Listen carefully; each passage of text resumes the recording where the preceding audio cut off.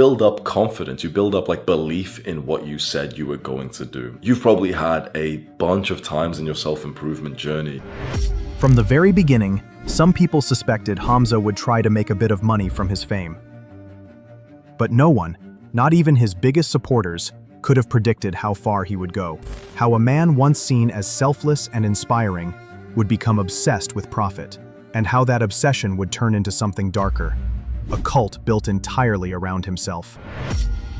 At first, Hamza was different. He wasn't chasing fame, he was chasing purpose. He spoke about masculinity, strength, and discipline in a world that had forgotten those words. He told young men to wake up early, to lift weights, to chase their purpose, not women, not comfort. He taught them how to look people in the eyes, how to stand tall, how to build a life worth living. To his followers, Hamza wasn't just a YouTuber, he was a mentor, even a father figure. Many of them said things like, "You're the dad I never had," or "You saved me from depression." He wasn't just creating content, he was creating connection.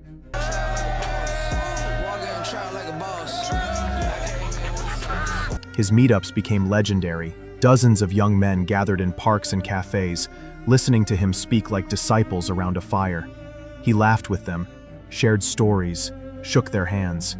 For the first time, these young men, lost, isolated, ignored, felt seen. It was more than motivation, it was belonging, and for a while, it felt pure. But behind every hero's rise, there's a moment he starts believing his own myth. Stay until the end, because what Hamza did next will remain in internet history forever. In a moment, we'll uncover the darker side of this self-improvement influencer. As his message spread, Hamza's empire began to form. Books, private programs, online communities, all branded under the idea of becoming Adonis, the perfect man. He spoke about brotherhood, purpose, legacy, and millions listened. He had built something rare, a movement that made men feel proud again. But as Hamza grew stronger, something inside him began to shift. His tone changed, his warmth faded. It wasn't we anymore, it was me.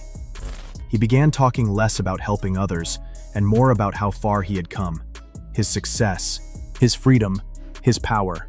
Some of his old fans noticed the difference. They said, "He doesn't sound like us anymore. He talks down to us." And they weren't wrong.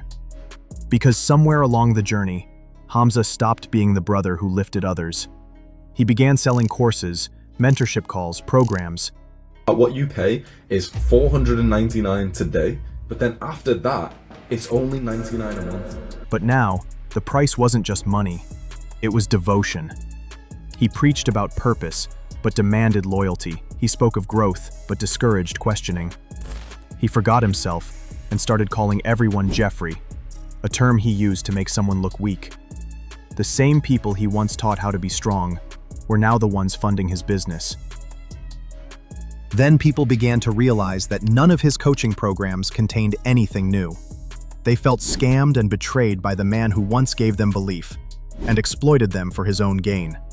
He grew stronger, but his arrogance did too. Fans noticed immediately. He wasn't doing meetups anymore. He was flexing in luxurious places, enjoying vacations, with the money of his followers. And that wasn't even the worst part, because soon, the mask would slip completely, and what was revealed would destroy everything he had built. He stopped giving away value for free. The same lessons he once taught out of love were now locked behind paywalls. He was no longer speaking to help. He was speaking to sell. People began to whisper, "He's not teaching us anymore. He's monetizing us." But what he did next would completely shock everyone who ever trusted him. As the money flowed in, so did the ego. He posted videos from luxury resorts, preaching discipline while sipping cocktails.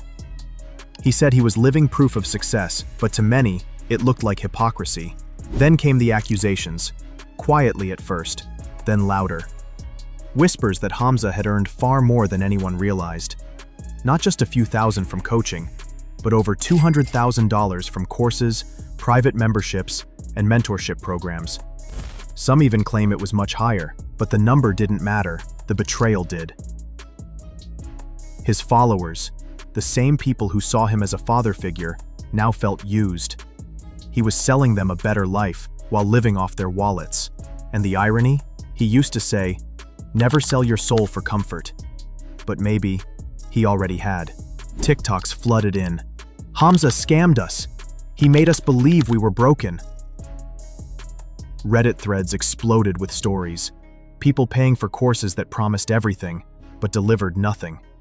And when they spoke up, Hamza mocked them, laughed at them, called them weak. He had become the villain in the story he once warned others about, and yet he acted like nothing happened. Some still defend him, saying, "He helped me, even if he charged me." Others believe he manipulated an entire generation of men who were just trying to find their place. And here's the hardest truth. Maybe both sides are right. Maybe he did help some people. Maybe his words truly inspired them. But that doesn't erase what came after. Because the moment you start seeing your followers as customers, you stop being their leader. And when the man who built his brand on strength begins preying on the weak, that's not leadership. That's exploitation. So ask yourself, was Hamza ever the mentor he claimed to be? Or was it all part of the plan? Maybe it wasn't about helping people grow. Maybe it was about building an empire of believers and cashing in on their hope. The internet gave him power, and now it's taking it back.